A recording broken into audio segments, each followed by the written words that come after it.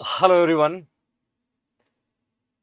एक बार फिर आप सभी का JINC के इस डिजिटल प्लेटफॉर्म पर हार्दिक स्वागत, नमस्कार, आदाब, सत श्री अकाल, सलाम वालेकुम, वनकम। Rajasthan CHO all CHO special दबंग क्लास पार्ट 2। आज का सेशन बहुत इंपॉर्टेंट MCQ आपके साथ शेयर करेगा और मैं उम्मीद करता हूं कि नेक्स्ट का जो 1 आवर का सेशन रहने वाला, जहां पर मेरी कोशिश होगी कि वो MCQ आप तक पहुंचाऊं जो आपको CHO बनने में मदद करें। और मैं कहना चाहूंगा कि ये क्वेश्चन किसी भी कॉम्पिटिटिव एग्जाम में आपको मदद कर सकते हैं। आज के इस सेशन को कैरी कर रहे हैं और हमेशा की तरह स्टार्ट करने से पहले लफ्ज की आवाज चिल्लाकर भी कुछ कानों तक जाती है। लफ्ज की आवाज चिल्लाकर भी कुछ कानों तक जाती है और मेहनत की शांति भी पूरी दुनिया को सुनाई देती है। मेहनत की शांति भी पूरी दुनिया को सुनाई देती है। इसलिए आप अपनी मेहनत पे भरोसा रखें। मेहनत कंसिस्टेंट होनी चाहिए। मेहनत हर कोई करता है, बट मेहनत करने के तरीके अलग अलग होते हैं और जो इंसान लगातार कोशिश करता है वो एक दिन सफल इंसान बन जाता है। किसी काम को शुरू करना बहुत आसान है, बट उसको लगातार करना उससे भी बहुत ज्यादा मुश्किल है। जो कर लिया वो जीत गया। तो इसी पॉजिटिव से वाइब के साथ आज का इंपॉर्टेंट सेशन कैरी ऑन कर रहे हैं और आज के सेशन का पहला MCQ आपके सामने, ध्यान से पढ़िएगा, सही आंसर देने की कोशिश करिएगा। बहुत सिंपल पूछा है बच्चों।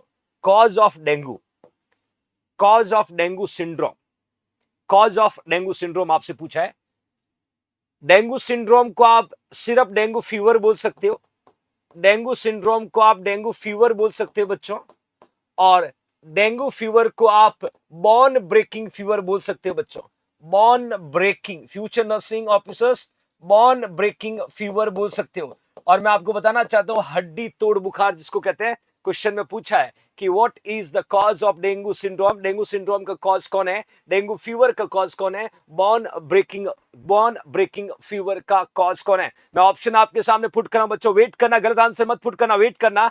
मैंने लिखा है RNA वायरस है क्या, RNA वायरस से क्या बच्चों, DNA वायरस से क्या, DNA वायरस का आंसर होगा क्या, देन रेप्डो वायरस इसका आंसर होगा क्या, रेप्डो वायरस का आंसर होगा क्या बच्चों, या अर्बो वायरस का आंसर होगा क्या। जो आप सोच रहे हो वो आंसर नहीं है। जो आप सोचे मेरे फ्यूचर CHOs, या आंसर में RNA वायरस लिखा है, DNA वायरस लिखा है, रेप्डो वायरस लिखा है, अर्बो वायरस लिखा है। आपको अच्छे से पता है, मॉस्किटो का नाम भी पता होगा, बट मैंने आपको उसकी फैमिली पूछी है।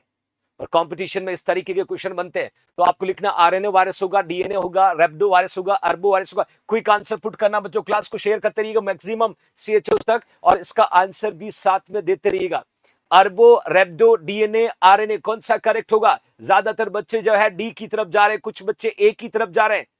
क्या बात है, क्या बात है। ऑलमोस्ट बच्चों ने D answer, That is your arbovirus. Absolutely fantastic answer. मैं आपको बताना चाहता हूं फ्यूचर CHOs कि ये क्वेश्चन पूछा है कि डेंगू सिंड्रोम का कॉज। मैं डेंगू सिंड्रोम के कॉज का सिंपली हम कह सकते हैं एडीज इग्यप्टी। कभी कभी इसको टाइगर मॉस्किटो बोलते हैं।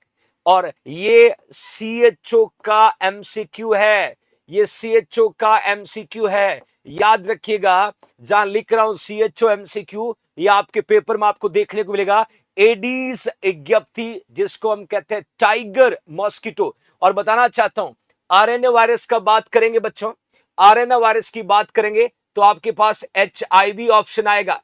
HIV क्या कॉज करता है, एड्स कॉज करता है। RNA वायरस की बात करें बच्चों तो आपके सामने कोविड 19 वायरस आएगा। कोविड 19 वायरस आएगा जो RNA वायरस से बिलोंग करता है। मैंने लिखा RNA, DNA, रेप्डो, अर्बो, और ज्यादातर बच्चों ने जो आंसर लिखा है एडीज इग्यप्टी, टाइगर मॉस्किटो जो है अर्बो वायरस फैमिली से बिलोंग करता है। कॉम्पिटेटिव एग्जाम के अंदर आपको RNA वायरस वाला क्वेश्चन पूछा जा सकता है जिसमें HIV और कोविड 19 दोनों, याद रखना, दोनों RNA फैमिली से बिलोंग करते हैं बच्चों। एक और मजे की बात, जब डेंगू की बात कर ही रहे हैं तो सबको पता है कि डेंगू में पेशेंट को थ्रोम्बोसाइटोपिनिया होता है। डेंगू में पेशेंट को थ्रोम्बोसाइटोपिनिया होता है। और थ्रोम्बोसाइटोपिनिया का मतलब होता है पेशेंट को डिक्रीज क्या होता है बच्चों, प्लेटलेट। डिक्रीज क्या होता है बच्चों, प्लेटलेट डिक्रीज होता है, और इस पेशेंट को रिस्क ऑलवेज किसका रहेगा, ब्लीडिंग का। कभी कभी एग्जाम में इंक्यूबेशन पीरियड पूछे, दो कैटेगरीज में पूछेंगे, आपको पूछेंगे रेंज क्या है, आपको पूछेंगे कि डेंगू का इंक्यूबेशन पीरियड उसका रेंज क्या है, तो आपको 3 to 10 डेज लिखना है बच्चों।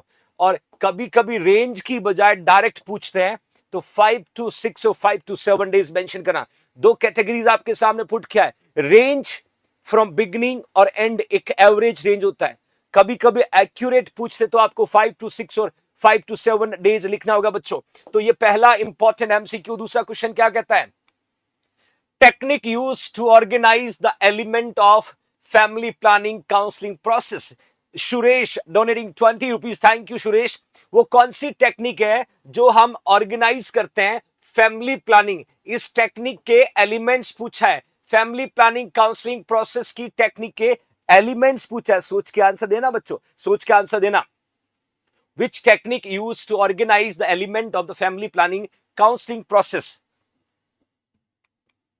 क्या gather, race, raise, AMSTL, AMSTL। Quick answer, मैंने पूछा technique use to organise the element of family planning counselling. जब भी किसी पेशेंट को फैमिली प्लानिंग की काउंसलिंग करनी है तो कौन सी टेक्निक हमें यूज करना है, पेशेंट के साथ बात करने में, पेशेंट के साथ काउंसलिंग करने में। और इस टेक्निक के अलग अलग एलिमेंट्स होते हैं, घटक होते हैं। जैसे आप नर्सिंग प्रोसेस के एलिमेंट्स पढ़ते हैं, असेसमेंट, डायग्नोसिस, प्लानिंग, इसी तरीके से यहां पर भी एलिमेंट्स होते हैं। वो मैंने आपसे पूछा कौन सा करेक्ट आंसर होगा बच्चों। चार ऑप्शन आपके सामने, गैदर, रेस, रेज, AMSTL। वैसे बच्चों ने जो है ए आंसर लिखा है, मैक्सिमम बच्चों ने जो इसका ए आंसर पुट किया। एब्सोल्युटली मैं बताना चाहता हूं क्या है गैदर, बहुत इंपॉर्टेंट एमसीक्यू है। गैदर में जो गैदर अप्रोच की बात करूं, जी हमेशा याद रखना, सबसे पहले पेशेंट को ग्रीट करना है, देन आस्क, देन उसको फिर इंस्ट्रक्शन देना है, देन टेल, देन बच्चों हेल्प, देन एक्सप्लेन, और फाइनली रिटर्न का मतलब you should take feedback, you should take feedback. आपको इस गैदर टेक्निक की मदद से फैमिली प्लानिंग की काउंसलिंग प्रोसेस या काउंसलिंग कंडक्ट करना होता है पेशेंट और पर्सन का बच्चों। तो ये इंपॉर्टेंट एमसीक्यू बन सकता है। गैदर जो है बहुत कॉमनली यूजेबल कम्युनिटी की ये अप्रोच है, जहां पर हम पेशेंट के साथ जाकर के उसको पहले ग्रीट करते हैं, फिर उसको पूछते हैं why they want to family, क्यों चाहिए फैमिली प्लानिंग, फिर उसको इंस्ट्रक्शन देते हैं, फिर उसकी हेल्प लेते हैं, फिर फाइनली उसको एक्सप्लेन करने के बाद में फीडबैक लिया जाता है बच्चों। और ये क्वेश्चन पूछा जा सकता है आपके CHOs के स्पेशल पेपर में बच्चों। What is the theme of world breast feeding week 2022।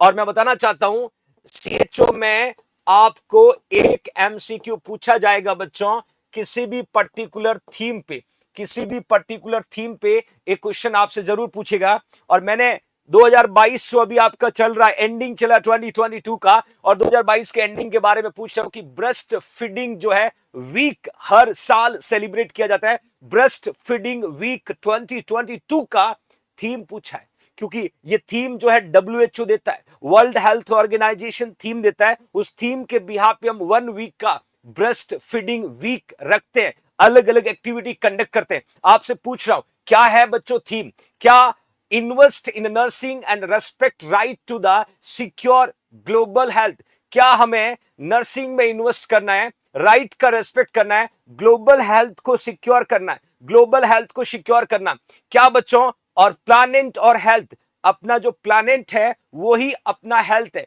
Planet यदि जिंदा है तो आपका हेल्थ अच्छा रहेगा।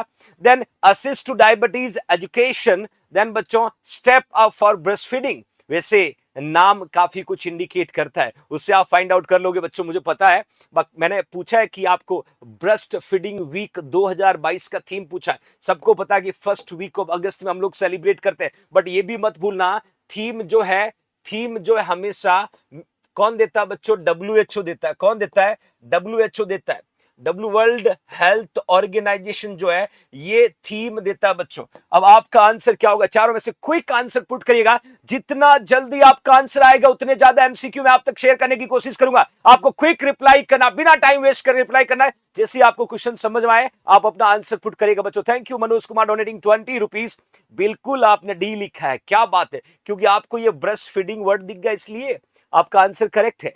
मैं बताना चाहता हूं, आपसे पूछेंगे कि थीम ऑफ, ध्यान से देखना बच्चों, आपसे पूछेंगे थीम ऑफ नर्सेस डे, आपसे पूछेंगे थीम ऑफ नर्सेस डे, और नर्सेस डे का 2022 का थीम आपको पूछेंगे तो आपको लिखना है invest in nursing and respect right to the secure global health. और ये जो थीम है ये कौन देता है, इंटरनेशनल काउंसिल ऑफ नर्स देता है बच्चों। ये भी क्वेश्चन एग्जाम में बनेगा। आईसीएन देता है, बाकी सारे थीम डब्ल्यूएचओ देता है, और ये नर्सेस डे का थीम जो है इंटरनेशनल काउंसिल ऑफ नर्सिंग देता है बच्चों। ICN international council of nurse देता है, और प्लैनेट और हेल्थ ये थीम है डब्ल्यूएचओ का थीम है बच्चों। और ये डब्ल्यूएचओ का कब का थीम है, 2022 का थीम है। डेफिनेटली आपसे पूछा जा सकता है क्योंकि इंपॉर्टेंट एक क्वेश्चन बनेगा। डायबिटीज एजुकेशन का जो है ये आपके डायबिटीज डे जो है 14 नवंबर मेरे फ्यूचर सीएचओस, 14 नवंबर को हम लोग वर्ल्ड डायबिटीज डे मनाते हैं। Jitu Sahu donating 19 rupees, thank you Jitu.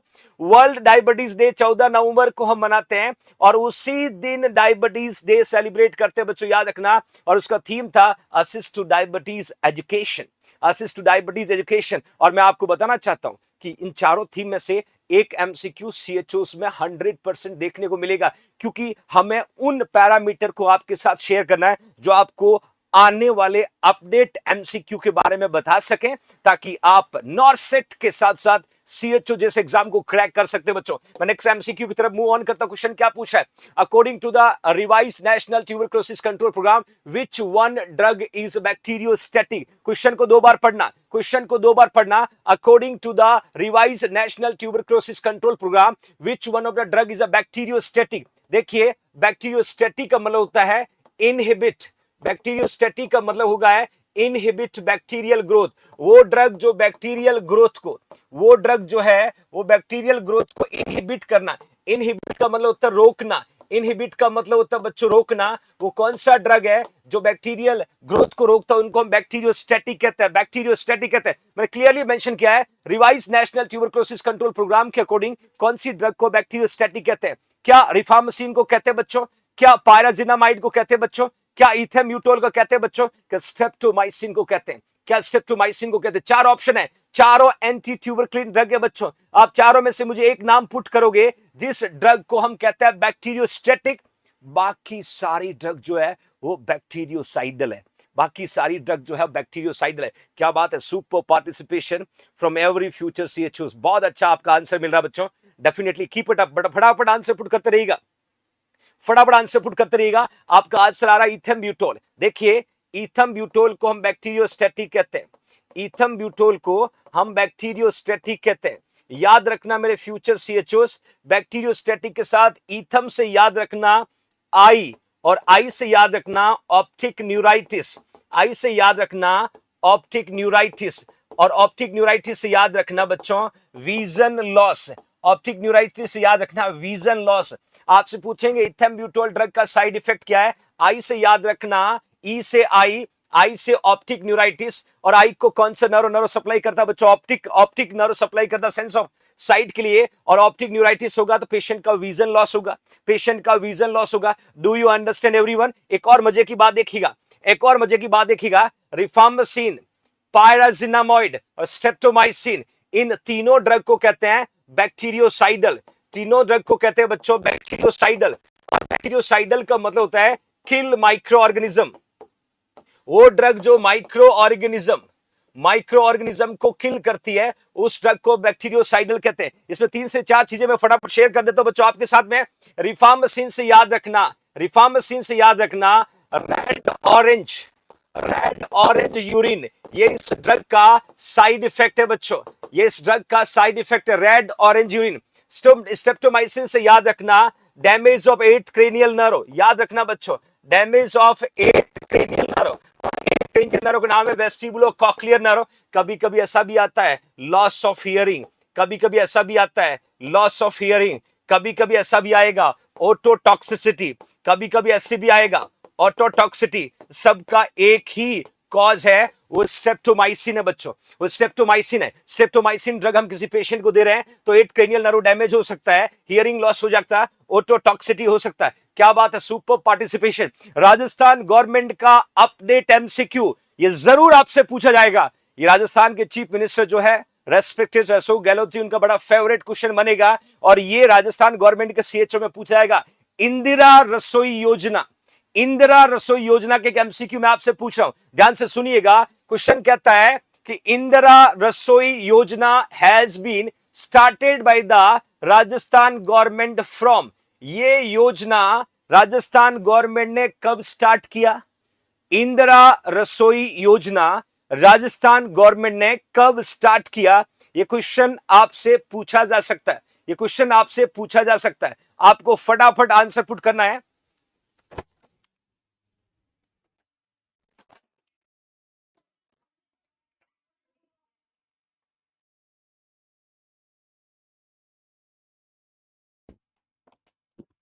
Indira Rasoi Yojana has been started by Rajasthan government, ये क्वेश्चन आपसे पूछा है, इसका आंसर आपसे ही जानना है कि 20 अगस्त 2019 को, या बच्चों 20 अगस्त 2020 को, या बच्चों 20 अगस्त 2021 को, या फ्यूचर सीएचओ 20 अगस्त 2022 को। आपको चार ऑप्शन है, एक राइट आंसर पुट करना है, चार ऑप्शन में से एक राइट आंसर पुट करना है। सर आवाज आ रही है?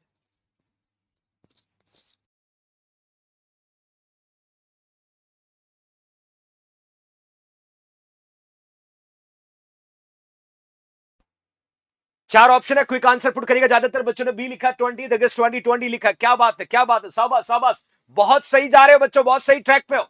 आज के सेशन का हर एक आंसर आपका राइट ट्रैक पे है। आपने इंदिरा रसोई योजना के बारे में डेफिनेटली पुट किया है और मैं आपको बता देता हूं बच्चों, आपका आंसर करेक्ट है 20 अगस्त 2022 को। 20 Lakshyaraj, don't interrupt again and again, Lakshyaraj please don't message again and again.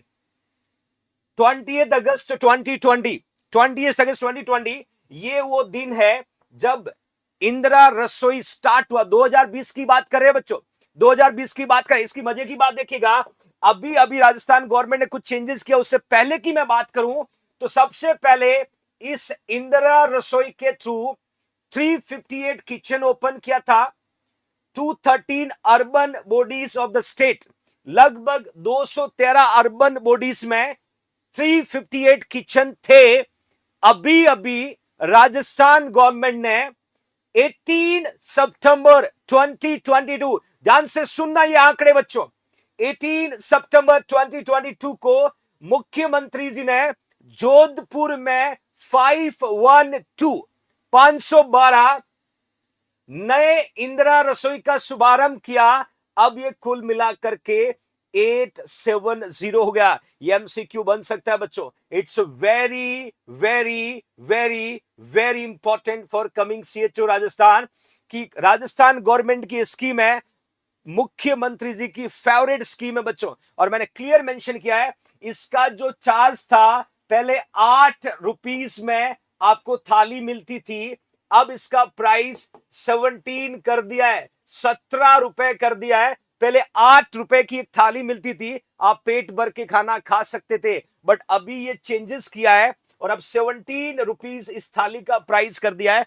17 रुपए में आप पेट भर के खाना खा सकते हो। 17 रुपए 17 रुपए में आप पेट भर के खाना खा सकते हो बच्चों। और ये राजस्थान सीएचओ का एमसीक्यू है, मैं आपको हिंट दे रहा हूं क्योंकि ये रिसेंट चेंजेस हुआ है, रिसेंट चेंजेस हुआ बच्चों।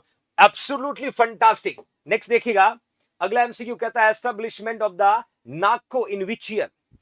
नाको which is belong from the AIDS, National AIDS Control Organization, National AIDS Control Organization, establishment of NACO in which year? कौन से ईयर में नाको एस्टैब्लिश हुआ, मैं इसके बारे में बहुत इंपॉर्टेंट जानकारी देने वाला हूं।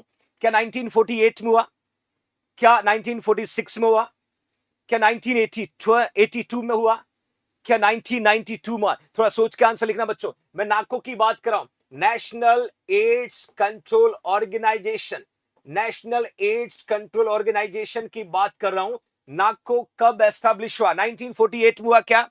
क्या बच्चों 1946 में हुआ? 1946 में हुआ? क्या 1982 में हुआ? क्या 1992 में हुआ? बच्चों 87 ऑप्शन ही नहीं है। क्या लिख रहे हो यार, क्या लिख रहे हो? कॉमन सेंस कहां है? कॉमन सेंस का खोपड़ी के दरवाजे खुले करो। 1987 ऑप्शन ही नहीं है। क्या लिख रहे हो आप? Where are you? ना तो 1986 है ना 1987 है, कुछ भी चौके छक्के मारे हो और उम्मीद कर रहे हो कि सीएचओ क्रैक करना। पहले डाटा को पढ़िएगा, क्या ऑप्शन में है, क्या आपका आंसर चारों ऑप्शन में, तो आपको लिखना है 1948, 1946, 1982, 1992। अब आपने लिखा है कि सर 1992। यस, यही मुझे आपसे एक्सपेक्टेशन था। आपका आंसर करेक्ट है, क्योंकि 1948 की बात करें तो बच्चों 7 अप्रैल जो है 1948 में वर्ल्ड हेल्थ ऑर्गेनाइजेशन जो है एस्टैब्लिश हुआ। 1946 में 11 दिसंबर 1946 में यूनिसेफ यूनिसेफ जो है United nation child emergency fund. 1982 में नेशनल बच्चों याद रखना, नेशनल मेंटल हेल्थ प्रोग्राम जो है ये स्टार्ट हुआ। हर एक क्वेश्चन इंपॉर्टेंट है सीएचओ के पर्पस से। 1948 में वर्ल्ड हेल्थ ऑर्गेनाइजेशन आया, 1946 में यूनिसेफ आया, 1982 में नेशनल मेंटल हेल्थ प्रोग्राम। और ये एमसीक्यू कई बार आया हुआ, 1982 वाला नेशनल मेंटल हेल्थ प्रोग्राम। 1992 में नाको के बारे में कुछ इंफॉर्मेशन मैं आपको दे देता हूं बच्चों, नाको के बारे में कुछ जानकारी आपको दे देता हूं। नाको का एक लोगो दिख रहा है, national AIDS control organisation. National AIDS control organisation की मैं बात करूं तो सबसे पहले 1992 में एस्टैब्लिश हुआ बच्चों, कोई शक नहीं है। बट इसके डायरेक्टर जो है मिसेस निधि केसारवनी, ये इसकी डायरेक्टर है और ये ministry of health and family welfare के अंदर चलता है। ये सेंट्रल गवर्नमेंट की स्कीम है। Krishna Yadav donating 20 rupees, thank you Krishna. और आपसे पूछेंगे इसका हेडक्वार्टर कहां है, नाको का हेडक्वार्टर पूछेंगे न्यू दिल्ली। आपसे पूछेंगे बच्चों डब्ल्यूएचओ का हेडक्वार्टर कहां है, तो आपको आंसर इंडिया में कहां लिखना, न्यू दिल्ली। आपसे पूछेंगे इंडियन नर्सिंग काउंसिल का हेडक्वार्टर कहां है, आपको आंसर लिखना न्यू दिल्ली। आपसे पूछेंगे trained nurse association of India TNI का हेडक्वार्टर का है, आपको लिखना न्यू दिल्ली। ये सारे इंपॉर्टेंट इंफॉर्मेशन आपको दे रहा हूं। Trained nurse association of India का हेडक्वार्टर न्यू दिल्ली में, वर्ल्ड हेल्थ ऑर्गेनाइजेशन का हेडक्वार्टर न्यू दिल्ली में, भारत की बात कर रहा हूं बच्चों। आईएनसी इंडियन नर्सिंग काउंसिल का हेडक्वार्टर न्यू दिल्ली में, और आपके नाको का हेडक्वार्टर भी न्यू दिल्ली में बच्चों। तो ये एक इंपॉर्टेंट इंफॉर्मेशन था। मजे की बात है कि नाको का पर्पस क्या है, कि हमें लीडरशिप प्रोवाइड करना है to HIV AIDS control programme in India. अलग अलग स्टेट में, अलग अलग डिस्ट्रिक्ट में जाकर के नाको प्रोग्राम कंडक्ट करता है और एक लीडरशिप स्किल डेवलप करता है to prevent, to aware about HIV AIDS को प्रिवेंट करने में, एड्स के बारे में अवेयरनेस डेवलप करने में ये नाको रोल प्ले करता है बच्चों। तो 1992 याद रखना बच्चों। नेक्स्ट मैंने लिखा है Project Sunrise Suraksha clinic related with which disease, Sharmila Kumari donating 40 rupees towards JINC student fund. शुक्रिया Sharmila. Project Sunrise Suraksha clinic related to which disease, बहुत मजेदार क्वेश्चन है। एक प्रोजेक्ट है, ये सनराइज सुरक्षा क्लिनिक के नाम से है। ये कौन से डिजीज से रिलेटेड है, ये कौन से डिजीज से रिलेटेड है? शुक्रिया Lakshya. Option A leprosy, option B tuberculosis, option C sexual transmitted disease, option D vitamin C deficiency. बच्चों याद रखना, मैंने लिखा है सनराइज सुरक्षा क्लिनिक की बात कर रहा हूं, सनराइज सुरक्षा क्लिनिक की बात कर रहा हूं। ये कौन से डिजीज से रिलेटेड है, ये कौन से डिजीज से रिलेटेड है? बच्चों एक बार क्लास को मैक्सिमम फ्यूचर नर्सिंग ऑफिसर तक शेयर जरूर करें, और लाइक तो बनता बच्चों। आपका लाइक कार्बोहाइड्रेट का काम करता है। When you like the class, then you will spread carbohydrate to give energy towards your teacher. Your teacher get energy and boost up to teach very well. Towards future CHOs। 4 option है बच्चों। बच्चों ने लिखा कि sir sexual transmitted disease. क्या बात है, शाबाश, आपके आंसर को देख करके बहुत अच्छा लग रहा है बच्चों। Leprosy, TB, STD, vitamin C आपने लिखा कि सर STD, बिल्कुल। लेप्रेसी को बच्चों हैंसन डिजीज कहते हैं।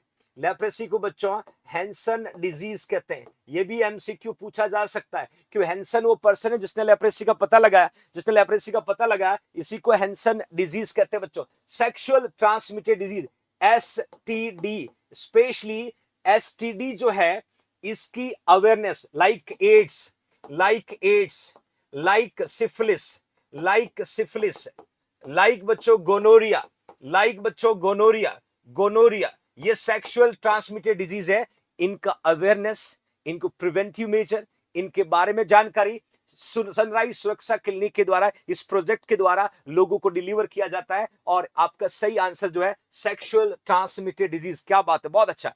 नेक्स्ट MCQ देखिएगा, क्वेश्चन क्या पूछ रहा है। मेन ऑब्जेक्टिव ऑफ JSY जननी सुरक्षा योजना। आपको मैंने एक लोगो शो किया है। महिला जो है वो अपने बच्चे की भी सुरक्षा कर रही है, खुद की भी सुरक्षा कर रही है। इसका मेन ऑब्जेक्टिव क्या था, ऐसे MCQ देखने को मिलेगा। मेन ऑब्जेक्टिव ऑफ द जननी सुरक्षा योजना क्या बच्चों, coordination with the anganwadi worker. क्या बच्चों, एडोलेसेंट का केयर करना। क्या बच्चों, प्रमोट इंस्टीट्यूशनल डिलीवरी। क्या बच्चों, मेंस्ट्रुएशन हाइजीन स्कीम।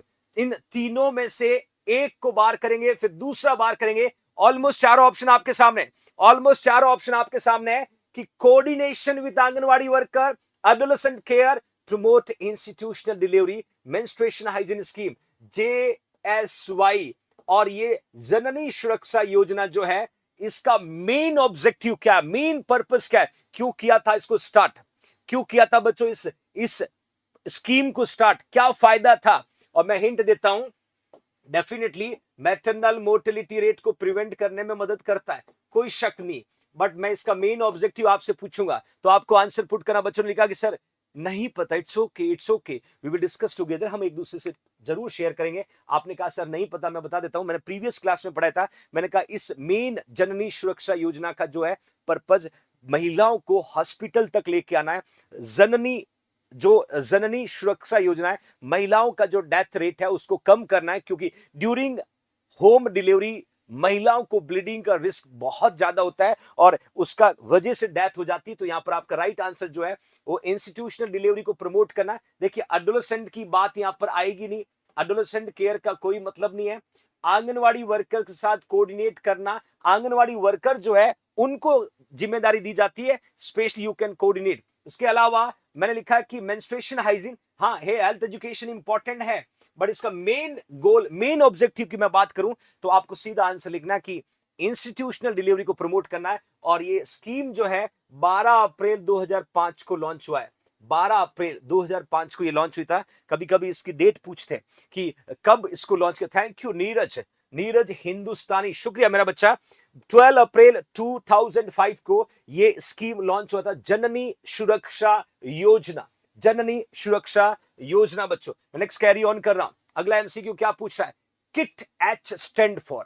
देखिए आप लोग CHO बनेंगे, आप CHO बनने के बाद सब सेंटर, इवन PHC में भी आपको काम करने का मौका मिलेगा। वहां आपको अलग अलग किट अवेलेबल होते हैं। मैंने आपसे पूछा, मैं सारे किट के बारे में आपको बताने वाला हूं। मैंने आपसे पूछा कि किट H जो है वो क्या इंडिकेट करता है।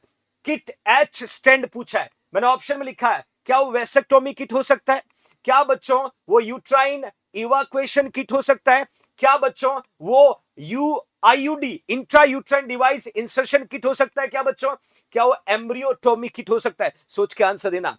किट H का मीनिंग पूछा है, किट H स्टैंड फॉर पूछा। गौरी फटाफट आंसर पुट करिएगा बच्चों। क्या बात है, शुक्रिया श्रद्धा। मैंने आपसे डायरेक्ट पूछा, मैं सारे किट के बारे में जानकारी दूंगा और एक MCQ यहां से आने की पूरी संभावना CHO में। किट H स्टैंड फॉर, बच्चे वेसेक्टोमी लिख रहे हैं, बच्चे जो है यहां पर अलग अलग आंसर भी दे रहे हैं। ए ज्यादातर बच्चों ने फोकस किया है, एम्ब्रियोटोमी किट भी लिख रहे हैं। बच्चों सोच के आंसर लिखो, नहीं पता तो वेट करना, आज ही सीखना है, अपनी डिक्शनरी में आज ही ऐड कर देना है इस तरीके के इंपॉर्टेंट इंफॉर्मेटिव MCQ को। क्या बात है, सुपर, बहुत बढ़िया। ए जिन्होंने लिखा उनका आंसर बिल्कुल सही है। इधर देखिएगा, इधर देखिएगा मेरे फ्यूचर सीएचओस, मैंने क्लियरली पूरा इंडेक्स आपके सामने पुट किया, ध्यान से देखिएगा। मैंने लिखा है कि कौन सा किट जो है फर्स्ट रेफरल यूनिट में यूज करते हैं, फर्स्ट रेफरल यूनिट के रूप में यूज करते हैं। किट ई जो है उसको लेप्रोटॉमी सेट कहते हैं, किट ई को लेप्रोटॉमी सेट कहते हैं। किट एफ को मिनी लेप्रोटॉमी सेट कहते हैं। किट जी को आईयूडी इंसर्शन सेट कहते हैं बच्चों। और मैंने आपसे पूछा है किट एच के बारे में, ये मेरा एमसीक्यू था, ये मेरा एमसीक्यू था, वेसेक्टोमी सेट। किट आई का पूछे normal delivery, I normal delivery set. J का पूछे vacuum extraction set, will use during delivery. Kit के का पूछे एम्ब्रियोटॉमी सेट। किट एल का पूछे uterine evacuation set. Kit M का पूछे equipment for anaesthesia. Kit N का पूछे neonatal resuscitation set. Kit O का पूछे equipment and reagent for the blood test. और किट पी का पूछे डोनर ब्लड ट्रांसफ्यूजन सेट। और मैं बता देता हूं बच्चों, एक किट के बारे में एमसीक्यू आपसे पूछा जा सकता है। मैंने आपको सारे फर्स्ट रेफरल यूनिट में यूज किए जाने वाले किट की जानकारी दी है। एग्जाम में ये क्वेश्चन पूछेंगे क्योंकि वहां पर अलग अलग किट होते हैं, उनके कोड होते हैं। कोड से हमें पता होना चाहिए कि कौन सा वेसेक्टोमी का है, कौन सा किट जो लेप्रोटोमी का है, कौन सा किट एम्ब्रियोटोमी का है, कौन सा वैक्यूम एक्सट्रैक्शन का है। और याद रखना ये इस तरीके के क्वेश्चन आपको देखने को मिल सकता है, इस तरीके के क्वेश्चन आपको देखने को मिल सकता है मेरे फ्यूचर सीएचओस। आपके लिए इंफॉर्मेटिव एमसीक्यू आपके लिए बच्चों। ओके फाइन, नेक्स्ट देखिएगा। मैं लिखा कि BCG provide which type of immunity. BCG vaccine देते हैं ना, बीसीजी वैक्सीन आपको कौन सी इम्यूनिटी देती है, बीसीजी वैक्सीन आपको कौन सी इम्यूनिटी देती है, क्वेश्चन आपसे पूछ रहा हूं। मैंने ऑप्शन नहीं पुट किया, बैसिले कैलमिटे ग्यूरिन। बीसीजी कौन सी इम्यूनिटी देती बच्चों? क्या एक्टिव नेचुरल एक्वायर्ड इम्यूनिटी, क्या बच्चों पैसिव नेचुरल एक्वायर्ड इम्यूनिटी, क्या बच्चों एक्टिव आर्टिफिशियल एक्वायर्ड इम्यूनिटी, और क्या मेरे future CHOs passive artificial acquired immunity. मैं बात करना चाहूंगा बैसिले कैलमिटे ग्यूरिन। बीसीजी जो है आपको पता होगा लाइव एटीन्यूटेड वैक्सीन है, लाइव एटीन्यूटेड वैक्सीन है मेरे फ्यूचर सीएचओस। बीसीजी को इंट्राडर्मल रूट से दिया जाता है, बीसीजी वैक्सीन को डाइल्यूट किया जाता है। डाइल्यूट आप नॉर्मल सलाइन में कर सकते हो, बीसीजी वैक्सीन नॉर्मल सलाइन में डाइल्यूट कर सकते हो। बीसीजी वैक्सीन टीबी के अगेंस्ट आपके अंदर इम्यूनिटी डेवलप करता है। और मैंने आपको पूछा कि बीसीजी वैक्सीन कौन सा इम्यूनिटी देता है, क्या विच टाइप पूछा है बच्चों। आपके डिफरेंट आंसर देखने को मिल रहा है, अलग अलग आंसर देखने को मिल रहा है। बीसीजी वैक्सीन याद रखिए बचपन में लगी होगी, वो क्या कौन सी आपको दैट किस टाइप की इम्यूनिटी डिलीवर करती बच्चों लिखा कि सर एक्टिव आर्टिफिशियल। क्या बात है, सुपर, एक्टिव आर्टिफिशियल पे सही जा रहे बच्चों, बिल्कुल सही ट्रैक पे हो। एक्टिव आर्टिफिशियल एक्वायर्ड इम्यूनिटी, क्योंकि नेचुरल तो है नहीं, नेचुरल तो है नहीं। यदि आप कह सकते हो पैसिव नेचुरल इम्यूनिटी किसको कहेंगे, पैसिव नेचुरल इम्यूनिटी आई जी को कहेंगे, जो मदर के प्लेसेंटा से फीटस को ट्रांसफर होता है, जो मदर के प्लेसेंटा से फीटस को ट्रांसफर होता है।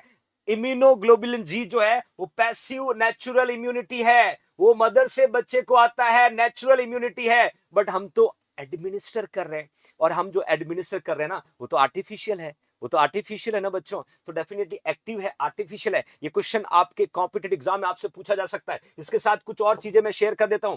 बीसीजी वैक्सीनेशन प्रोग्राम 1951 में लॉन्च हुआ, बैसिले कैलमिटे ग्यूरिन लाइव एटीन्यूटेड वैक्सीन की बात कर रहा हूं। और एट बर्थ जो है 0.05 ml इंट्राडर्मल, लगभग जो है अंटिल 1 मंथ तक हम बच्चे को ये डोज दे सकते हैं। और उसके बाद में देना है तो बच्चों हमारे पास 0.1 ml है। दो अलग अलग क्वेश्चन कॉम्पिटेटिव एग्जाम में पूछते हैं कि एट बर्थ हमें कितना देना है, 0.05 ml। कई बच्चों को ये कंफ्यूजन होता है, यदि हम नहीं दे पाए तो बच्चों 0.1 ml देना, 0.1 ml। और ये दोनों पैरामीटर कॉम्पिटेटिव एग्जाम के पर्पज से बहुत इंपॉर्टेंट है। मैं लिखा है कि बीसीजी जो वैक्सीन है इसको हमें डाइल्यूट करना है तो नॉर्मल सलाइन, और ये कौन सा फ्लूइड है बच्चों, आइसोटोनिक है। कौन सा आइसोटोनिक, रिंगर लैक्टेट भी कौन सा है बच्चों, आइसोटोनिक। आपको पूछेंगे वो कौन सा फ्लूइड है जिसका कंसंट्रेशन आपके बॉडी कंसंट्रेशन के इक्वल है, वो कौन सा फ्लूइड है जिसका कंसंट्रेशन आपकी बॉडी की कंसंट्रेशन के बराबर है, तो आपको आंसर लिखना नॉर्मल सलाइन, रिंगर लैक्टेट, ये आइसोटोनिक फ्लूइड है बच्चों। अगला एमसीक्यू कहता है peak point of uterine contraction is called. जब लेबर प्रोग्रेस हो जाता है, मदर बच्चे को डिलीवर करने की पूरी तैयारी में है, लेबर पेन पेशेंट को स्टार्ट हो जाता है, यूट्राइन कॉन्ट्रैक्शन पेशेंट का बिगिंस हो जाता है। तो इन्होंने ये पूछा है कि जब पीक पॉइंट आता है यूट्राइन कॉन्ट्रैक्शन को हम किस नाम से प्रोनाउंस करेंगे। कितना ट्रिकी क्वेश्चन पूछा है, कितना ट्रिकी क्वेश्चन पूछा है। Peak point of uterine contraction, जब पेशेंट का यूट्राइन कॉन्ट्रैक्शन पीक लेवल पे होगा तो हम क्या कहेंगे। क्या बच्चों हम एसिलरेशन कहेंगे, क्या बच्चों हम एक्सियन कहेंगे, एक्सियन कहेंगे, क्या बच्चों हम डीसेलरेशन कहेंगे, डीसेलरेशन कहेंगे, क्या बच्चों हम एक्मे कहेंगे, एक्मे कहेंगे। मैं फिर से कह रहा हूं, चार ऑप्शन आपके सामने दिया है, आपको बात करना यूट्राइन कॉन्ट्रैक्शन, आपको बात करना बच्चों uterine contraction. Definitely uterine contraction जब बिगिंस होगा और फिर वो पीक पे जाएगा, पीक पे मतलब यूट्राइन कॉन्ट्रैक्शन जब टॉप लेवल पे जाएगा तो हम किस नाम से प्रोनाउंस करेंगे, हम किस नाम से प्रोनाउंस करेंगे। बच्चों ने एसिलरेशन, डेसिलरेशन, एक्सियम और एक में लिखा हुआ है। इंपॉर्टेंट एमसीक्यू है, इंपॉर्टेंट एमसीक्यू है। आप डी लिख रहे हैं, आप डी लिख रहे हैं, सोच के लिखिएगा, गलत आंसर नहीं जाना चाहिए बच्चों, सोच के लिखना। डी लिख रहे हैं, क्या बात है, सुपर पार्टिसिपेशन, कृपा, शुक्रिया कृपा। एक में लिख रहे हैं, बिल्कुल सही आंसर मैंने पुट किया है। डीसेलरेशन और एसेलरेशन की मैं बात करूं तो ऑलमोस्ट जो है ये इंक्रीज और डिक्रीज कब होगा, जैसे पेशेंट का कॉन्ट्रैक्शन बढ़ेगा, जैसे पेशेंट का कॉन्ट्रैक्शन कम होगा तो ये जो वेव फॉर्म होता है इंक्रीज और डिक्रीज, दैट इज एसेलरेशन और डीसेलरेशन। एग्जैक्टली हम क्या कहेंगे बच्चों, एक्मे, एग्जैक्टली क्या कहेंगे, एक्मे। ये क्वेश्चन रिपीटेटिव है, दोबारा पूछा जा सकता है, दोबारा किसी भी कॉम्पिटिटिव एमसीक्यू देखने को मिल सकता है बच्चों। अगला क्वेश्चन क्या कहता है, ध्यान से देखिएगा। At which age baby sit with support, वो कौन सी उम्र है बच्चा सपोर्ट के साथ बैठता है। When the baby seat properly they have support, बच्चे को सपोर्ट चाहिए। ये क्वेश्चन को समझना बच्चों, क्वेश्चन को समझना, बहुत धमाकेदार एमसीक्यू है।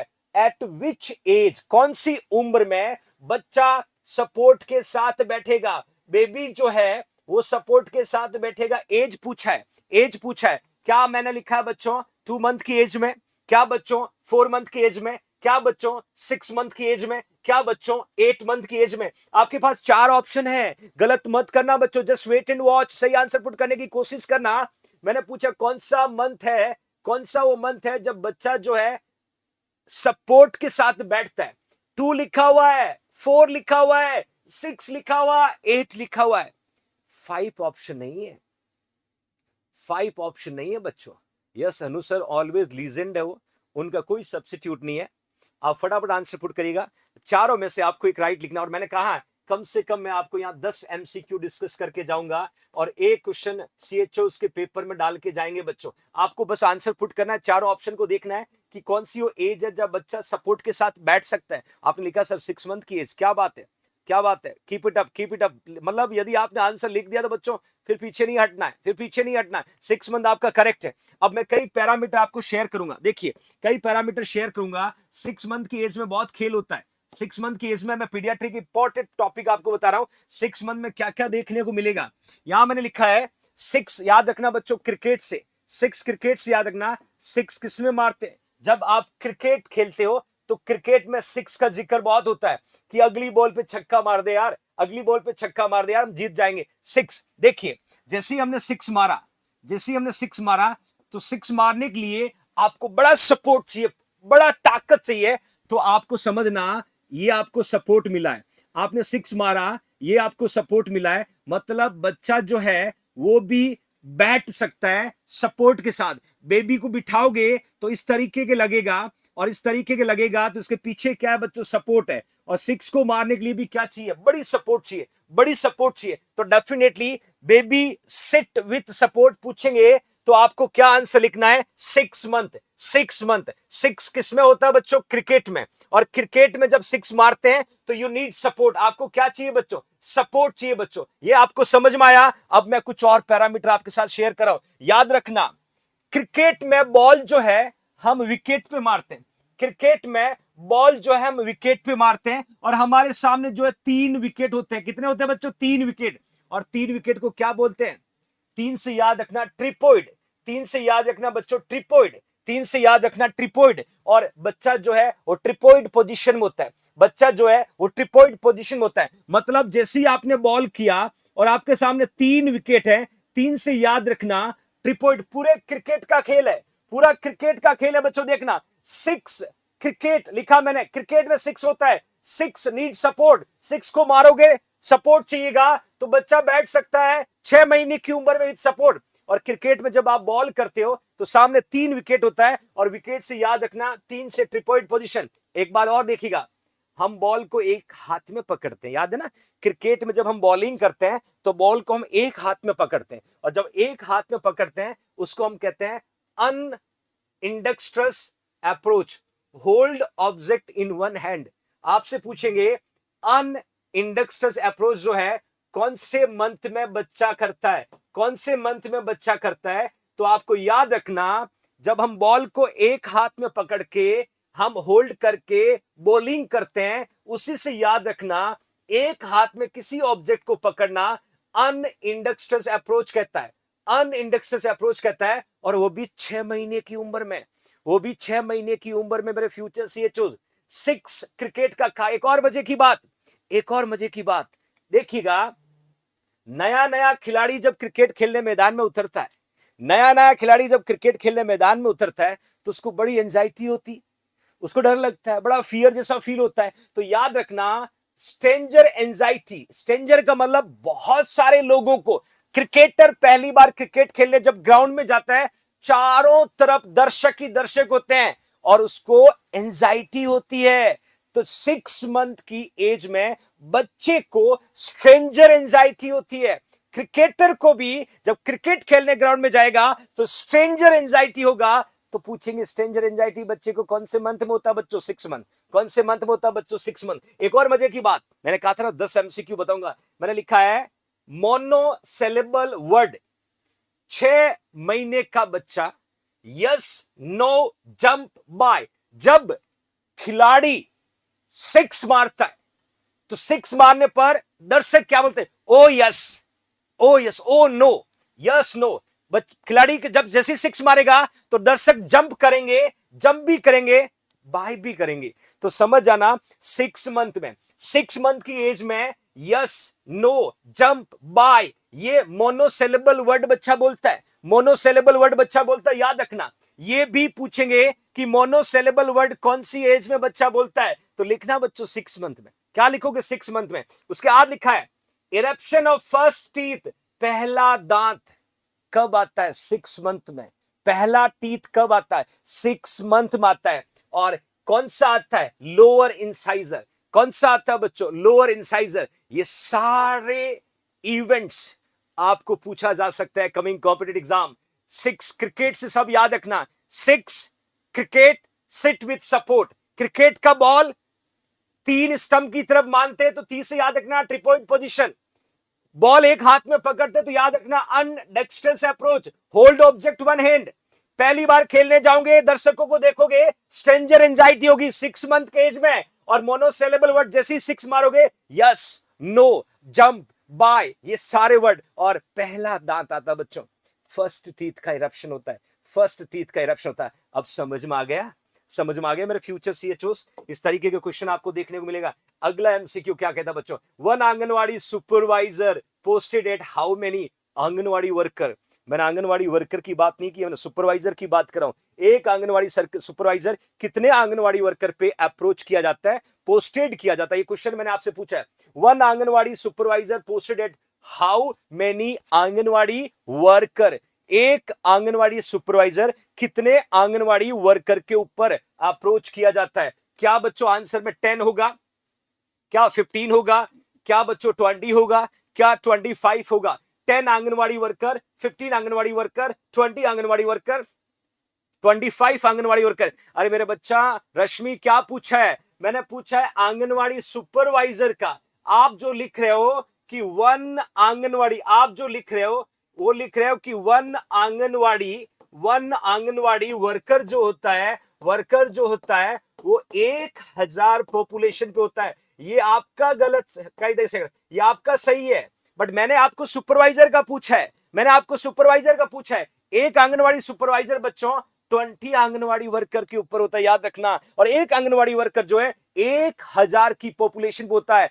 आशा सुना है, आशा सुना ना, 1000 पॉपुलेशन, आंगनवाड़ी वर्कर भी याद रखना 1000 पॉपुलेशन। और ये अलग से आपसे पूछेंगे, कभी सुपरवाइजर का पूछेंगे तो कभी आपको आंगनवाड़ी वर्कर का पूछेंगे, तो आपका दोनों आंसर जो है वो करेक्ट होना चाहिए मेरे फ्यूचर सीएचओ। अगला क्वेश्चन क्या कहता है बच्चों कि complete dilation of cervix at to birth of the baby is stage of, मतलब इन्होंने लेबर का स्टेज पूछा बच्चों, लेबर का एक स्टेज पूछा है कि कंप्लीट डायलेशन ऑफ सर्विक्स जो है टू बर्थ ऑफ बेबी कौन सा स्टेज होता है। टू बर्थ ऑफ बेबी का जो कंप्लीट डायलेशन होगा सर्विक्स का, सर्विक्स पूरी तरीके से ओपन हो जाएगा, वो कौन से स्टेज ऑफ लेबर में होगा। क्या बच्चों फर्स्ट स्टेज में होगा, क्या बच्चों सेकंड स्टेज में होगा, क्या बच्चों थर्ड स्टेज में होगा, क्या फोर्थ स्टेज में होगा। एक एमसीक्यू यहां पर भी बनने की संभावना है, क्विक आंसर पुट करने की कोशिश करना।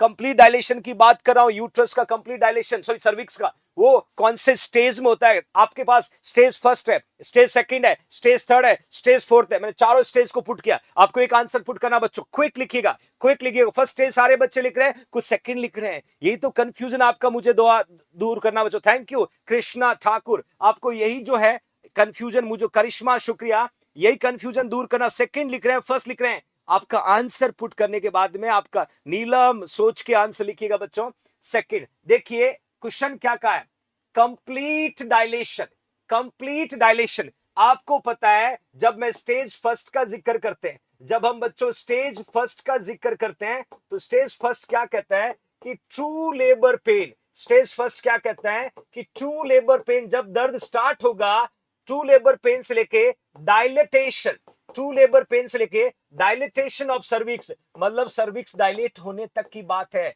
बट स्टेज सेकंड क्या कहता है, स्टेज सेकंड कहता है कि डायलेटेशन ऑफ सर्विक्स से लेके एक्सपल्शन ऑफ फीटस, मतलब सीधा जब पेशेंट का सर्विक्स पूरा डायलेट होगा तभी तो बेबी बाहर आएगा। ये आपको कंफ्यूजन दूर करना था मेरे एमसीक्यू में कि कंप्लीट वर्ड जब आता है तो स्टेज सेकंड आता है, कंप्लीट वर्ड जब आएगा तो स्टेज सेकंड आएगा। सिर्फ पूछे true labour pain, dilatation of cervix stage first, dilatation of cervix to expulsion of the baby fetus stage second, expulsion of the fetus to expulsion of the placenta stage third, और stage fourth को कहते हैं rehabilitation, stage fourth को कहते हैं rehabilitation. इन्होंने यही तो क्वेश्चन आपको डरा दिया, आपने यही तो क्वेश्चन आपको डरा दिया बच्चों, और आपने बहुत अच्छा आंसर पुट किया। मैं एक चीज और बताना चाहता हूं, कंप्लीट डायलेशन जो है 9 to 10 सेंटीमीटर, ये भी क्वेश्चन पूछा हुआ है। जब सर्विक्स पूरी तरीके से मैंने कहा है कि जब सर्विक्स पूरी तरीके से डायलेट हो जाएगा तो 9 to 10 सेंटीमीटर कहलाएगा। Positive sign of beginning of second stage भी हम कह सकते हैं कि जब पूरा सर्विक्स डायलेट हो गया मतलब सेकंड स्टेज चालू हो चुका है, और ये एक पॉजिटिव साइन है, एक पॉजिटिव साइन को रिफ्लेक्ट करता है बच्चों। इस तरीके से आपको क्वेश्चन कॉम्पिटिटिव एग्जाम में पूछते हैं। सुरेश कुमार गजराज, ट्रू लेबर पेन से डायलेटेशन ऑफ द सर्विक्स तक होता है, बट सेकंड में डायलेटेशन से एक्सपल्शन होगा तो सर्विक्स पूरी तरीके से डायलेट हो चुका होगा, इसीलिए यहां पर आपका जो है स्टेज सेकंड करेक्ट होगा बच्चों। अगला एमसीक्यू क्या कहता है, pentavalent vaccine consist of, except pentavalent vaccine में वो सभी वैक्सीन होती है एक को छोड़ के, पेंटावलेंट वैक्सीन में वो सभी वैक्सीन होती है एक को छोड़ के। ये क्वेश्चन आपसे पूछा जा रहा है, मैंने ऑप्शन में लिख दिया बच्चों, मैं लिखा डीपीटी, मैं लिखा मीजल्स, मैं लिखा हेपेटाइटिस बी, और मैंने अगेन पुट किया बच्चों हीमोफिलस इन्फ्लुएंजा बी। मैंने तीनों पुट किया हुआ है। मैंने बात कर रहा हूं बच्चों पेंटावलेंट की, मैं बात कर रहा हूं पेंटावलेंट वैक्सीन की। याद रखना पेंटावलेंट वैक्सीन जो है उसमें 5 वैक्सीन होता है, उसमें 5 वैक्सीन का कॉम्बिनेशन होगा। सभी पेंटावलेंट में आता है एक को छोड़ के, ये मैंने आपसे पूछा है, सभी पेंटावलेंट में आएगा एक को छोड़ के। क्या डीपीटी, क्या मीजल्स, क्या हेपेटाइटिस बी, क्या हीमोफिलस, क्या Haemophilus influenza. Quick answer put करने की कोशिश करना बच्चों। मैं लिखा pentavalent vaccine consist of 5 vaccine, एक आपने लिखा है बच्चों डीपीटी, आपका आंसर यहां पर मैं सही मान रहा हूं। डीपीटी के साथ में आपने लिख दिया हेपेटाइटिस बी, ये भी आपकी बात से मैं समर्थन हूं। और लास्ट में लिखा बच्चों हीमोफिलस इन्फ्लुएंजा। इसका मतलब है ये पांचों वैक्सीन जो है जिसको हम कहते हैं पेंटावलेंट, मीजल्स जो है वो पेंटावलेंट का पार्ट नहीं है, मीजल्स को पेंटावलेंट का पार्ट नहीं कहते। याद रखना, मीजल्स की कहानी भी सुनाऊंगा आपको, पहले आपको ये समझना होगा। एक क्वेश्चन और पूछेंगे, पेंटावलेंट वैक्सीन जो है इसको कौन से रूट से एडमिनिस्टर किया जाता है, तो आपको लिखना इंट्रामस्कुलर। फिर पूछेंगे कौन सी साइट से एडमिनिस्टर किया जाता है, तो वेस्टस लेटरालिस लिखना बच्चों, एग्जाम में आया हुआ एमसीक्यू है, वेस्टस लेटरालिस लिखना। वेस्टस लेटरालिस जो है वो इन्फेंट की मोस्ट कॉमन साइट है बच्चों, वो इन्फेंट की मोस्ट कॉमन साइट, एग्जाम में कई बार क्वेश्चन आता है, 1 साल के बच्चे की मोस्ट कॉमन साइट कौन सा है? वेस्टस लेटरालिस है।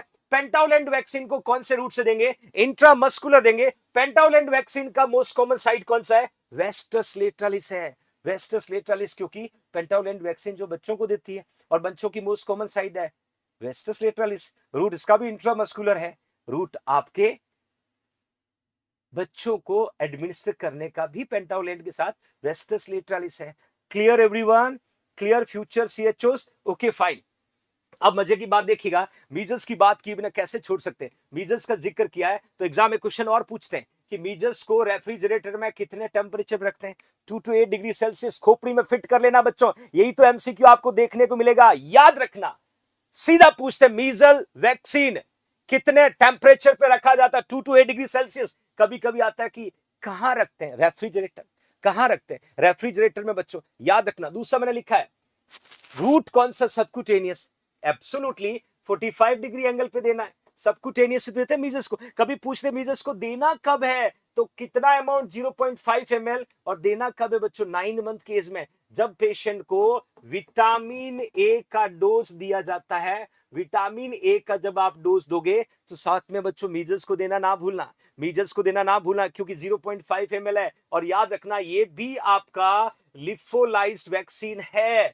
बीसीजी जो है ये भी लिफोलाइज्ड होता है। और मीजल्स भी है वो भी लिफोलाइज्ड होता है। लिफोलाइज्ड का मतलब होता है पाउडर फॉर्म की वैक्सीन। नॉर्मल सलाइन में डाइल्यूट करते हैं। डाइल्यूट करने के अगले 4 घंटे के अंदर देना जरूरी है, नहीं तो डिस्कार्ड कर देना है। इंपॉर्टेंट इंफॉर्मेशन आपको दे रहा हूं बच्चों। बीसीजी वैक्सीन भी लिफोलाइज्ड वैक्सीन है। बीसीजी वैक्सीन में भी पाउडर आता है, नॉर्मल स्लाइन में डाइल्यूट करते हैं। और मीजल्स में भी पाउडर आता है बच्चों, इसको भी डाइल्यूट किया जाता है। इसीलिए इसको क्या कहते हैं बच्चों? लिफोलाइज। लिफोलाइज का मतलब वो ड्रग जो पाउडर फॉर्म में आता है, जिसको डाइल्यूट करके दिया जाता है, उसको लिफोलाइज कहते हैं। और स्टोरिंग टेम्परेचर मैंने कह दिया बच्चों, यहां पर 2 to 8 डिग्री सेल्सियस है। अमाउंट 0.5 है। रूट सबक्यूटेनियस है। और पहला डोज कब देंगे? 9 मंथ की एज में। और 9 मंथ की एज से आपको याद रखना है विटामिन ए भी 9 मंथ में दिया जाता है बच्चों, मत भूलना। विटामिन ए जो है ये भी 9 मंथ में देते हैं बच्चों।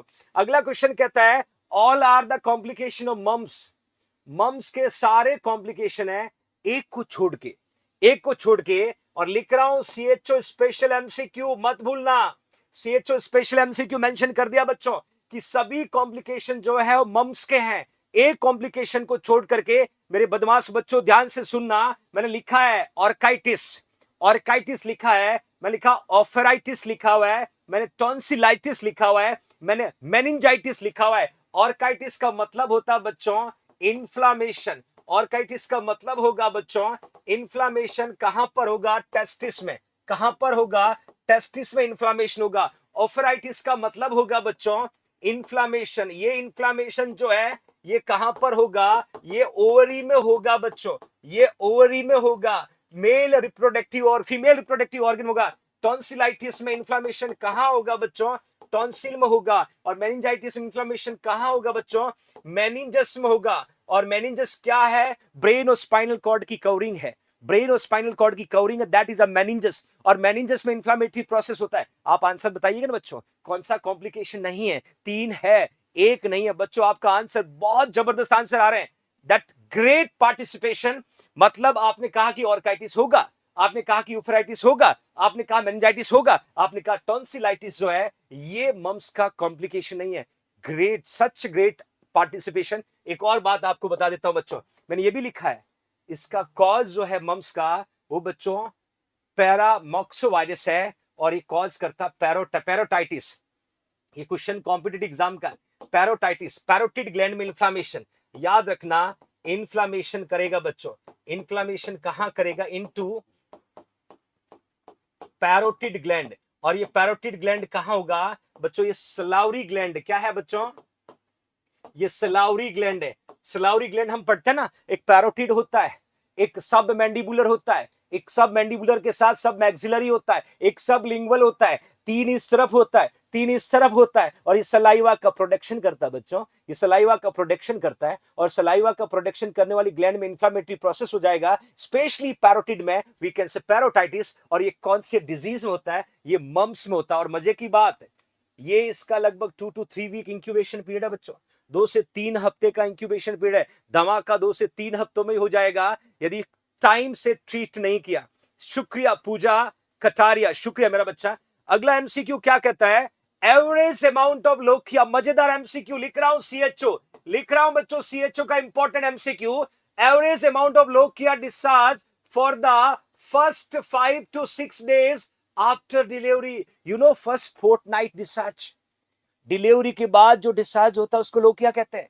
जब मम्मी बच्चे का डिलीवरी कर देती, बच्चा जब डिलीवर होके बाहर आ जाता मम्मी के यूट्रस से, तो जो फर्स्ट फोर्टनाइट डिस्चार्ज हो रहा है उसको लोकिया कहते हैं बच्चों। और लोकिया के कलर कोड से हमें पता चलता कि कौन से दिन तक कौन सा टाइप ऑफ लोकिया होगा। मैंने यही लिखा है, एवरेज अमाउंट ऑफ लोकिया कितना होगा first 5 to 6 days after delivery, estimated to be क्या 100 ml होगा, क्या 250 ml होगा, क्या 300 ml होगा, क्या 450। बच्चों छक्के चौके मत मारना, आंसर सोच के देना, नहीं पता तो वेट करना, मैं आपको करेक्ट आंसर बताऊंगा बच्चों। वेट करना, सब्र करना, और एक एक एमसीक्यू आपकी खोपड़ी में फिट करूंगा। Just wait and watch. मैंने आपको अमाउंट पूछा है, कलर नहीं पूछा है, कलर नहीं पूछा है, अमाउंट पूछा है। अमाउंट लिखना है कि एक एवरेज अमाउंट ऑफ जो है first 5 to 6 days after delivery कितना होगा। ये लीटर्स में नहीं होता, बहुत ज्यादा नहीं होता बच्चों, बट होता है। जब इन्होंने टाइम दिया है कि मैंने इनका फर्स्ट 5 to 6 days की बात करी, 5 to 6 days की बात, शुक्रिया श्रद्धा, तो डेफिनेटली आपको लिखना बच्चों 250 ml। क्या बात है, क्या बात है, फ्यूचर सीएचओ 250 ml। अब मैं कहानी थोड़ी और खूबसूरत कर देता हूं, मैं कह देता हूं कि पोस्टपार्टम जो वेजाइनल डिस्चार्ज होता है उसी को तो कहते हैं बच्चों लोकिया, उसी को तो कहते हैं हम लोकिया। जब लोकिया का जिक्र कर ही लिया तो लोकिया के टाइप्स के बारे में कैसे छोड़ सकते हैं। लोकिया का टाइप तो पूछा जाता है, किसी भी कॉम्पिटिटिव एग्जाम में इंपॉर्टेंट है। मैंने बात किया लोकिया रुब्रा, रुब्रा से याद रखना रेड कलर का होता है मेरे बच्चों, रेड कलर का होता है। और ये फर्स्ट 4 day, जैसे ही बेबी डिलीवर हुआ, बच्चे डिलीवर होने के अगले 4 दिन का जो टाइम है, वहां पर जो रेड कलर का जो डिस्चार्ज होता है lochia rubra, lochia rubra, rubra this red colour 1 to 4 day। Starting के 4 दिन की बात कर रहा हूं, स्टार्टिंग के 4 दिन की बात कर रहा हूं। जैसे 4 दिन पूरे हो गए बच्चों, तो लोकिया सीरोसा, लोकिया सीरोसा जो है ये थोड़ा वाटरी होता है, बट सीरोसा येलो और पेल ब्राउन पिंक कलर का होता है। याद रखना, पेल येलो जॉन्डिस में पड़ते हैं ना बच्चों। 4 दिन के बाद तो जब ये डिस्चार्ज है तो इसका कलर बदल जाता है, क्योंकि शुरू में तो रेड था, शुरू में रेड था। जब ब्लड लॉस होता है, बहुत ज्यादा ब्लड लॉस होता है, तो क्या दिखता है, स्किन पेल दिखता है, पिंक दिखता है और येलो दिखता ना। तो यही याद रखना, 4 दिन के डिस्चार्ज के बाद, फर्स्ट 1 to 4 days के डिस्चार्ज के बाद जब आप देखोगे तो बच्चों पेशेंट का जो डिस्चार्ज होगा येलो होगा। ब्लड लॉस होने के बाद स्किन कैसा होता है, येलो होता है ना, येलो होगा, पेल होगा। याद रखने का तरीका बता रहा हूं, लोकिया सीरोसा। और ये ऑलमोस्ट जो है बच्चों 5 to 9 days, और अगले 10 to 15 days में pale white lochia alba, lochia alba. शुक्रिया नीतू। लोकिया अल्बा जो है, देखिए पहला रेड, रेड जैसी ब्लड लॉस हो जाएगा, रेड के बाद बच्चों क्या हो जाएगा, पेल होगा, येलो होगा, पिंक होगा। ये पहला 1 से 4 दिन हो गया, फिर अगला 5 to 9 days हो गया, फिर 10 to 15 days में कैसा होगा बच्चों, पेल व्हाइट होगा, पेल व्हाइट। भूलना मत, भूलना मत, ये एमसीक्यू देखने को मिल सकता है आपको फ्यूचर सीएचओ। यही क्वेश्चन आपको कॉम्पिटिटिव एग्जाम में देखने को मिलेगा। 1 to 4 days, 5 to 9 days, 10 to 15 days, red, yellow pail pink, yellow white, और 250 ml अमाउंट, 250 ml अमाउंट। शुक्रिया शीतल जयमलाल। याद रखिए मेरे बच्चों, ये इस तरीके के क्वेश्चन आपको देखने को मिलेगा, और मैं पूरा यकीन दिलाता हूं कि आने वाला सीएचओ का जो एग्जाम है वो आपको डेफिनेटली मजबूती देगा। तो मेरे फ्यूचर सीएचओ आज का इंपॉर्टेंट सेशन यहीं तक था। कल सुबह 10:30 बजे एनक्लेक्स स्पेशल एमसीक्यू लेके आ रहा हूं, बिकमिंग नॉर्सेट एमसीक्यू सेशन सुबह 10:30 बजे। शाम को मुलाकात करूंगा 7:10 पे, सीएचओ स्पेशल एमसीक्यू। और मेरी कोशिश हर इंपॉर्टेंट कंटेंट आप तक लाने की, आपकी रिस्पॉन्सिबिलिटी है ईमानदारी से, शिद्दत से, भरोसा रख के, टिक के एक जगह पढ़ने की। अपना ख्याल रखिएगा, खुश रहिएगा। कल फिर मुलाकात करूंगा, तब तक के लिए शुक्रिया। जय हिंद, जय भारत।